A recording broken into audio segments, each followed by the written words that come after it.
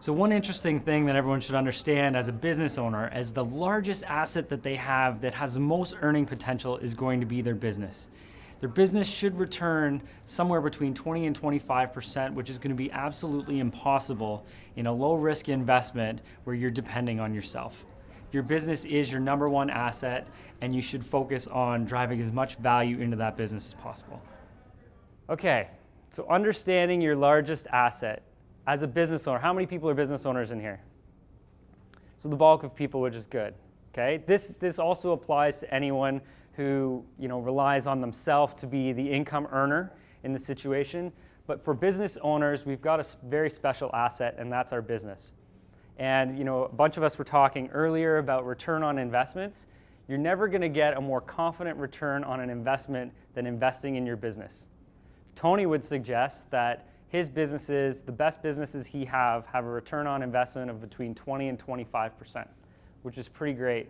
So to have a fairly secure and low-risk investment that's not a business and putting that in the market to receive 25%, it's going to be pretty risky. Yeah, it's going to be pretty risky, right? So just understand that your business can provide you the means to generate the wealth you're looking for. So what I want to do is just go through some of the key drivers of a business, understanding what creates value in a business and how you can grow your business and make it worth more money to you as an asset. So one of the key drivers, which is what we're going to focus on a little bit for the rest of the presentation, is financial performance. So everyone here has heard of EBITDA, right? EBITDA, earnings before interest, tax, depreciation, amortization. So that's a term that's used a lot to understand a business and its financial performance, and it's also used as a valuation template for how much your business is worth. So a lot of times businesses are valued in between 4 and 6 times their EBITDA.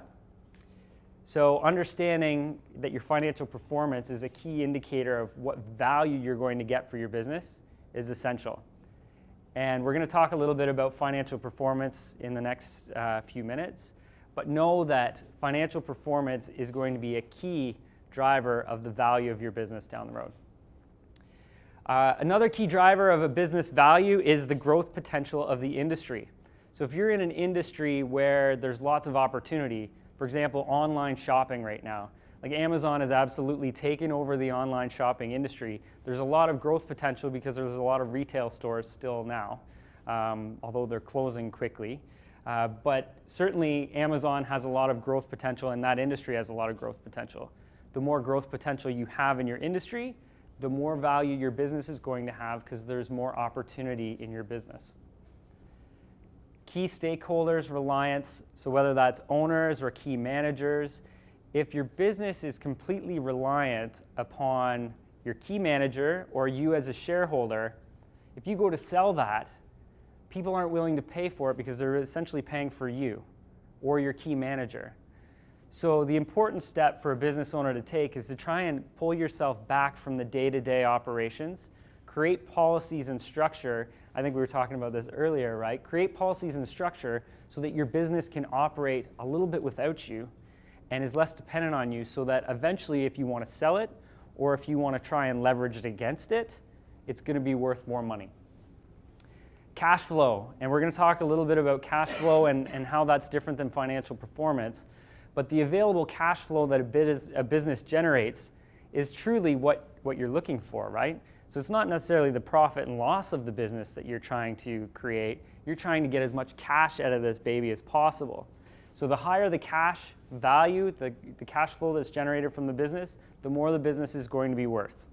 There's also theories on drivers of a business being reoccurring revenue. So that's like a subscription model business. So if you get repeat customers that you can drive over and over and you can continuously get them going on a reoccurring subscription model where they don't think about it as just kind of automatically processed, that the value of a business that has that type of model, which is more common now, certainly has a higher value.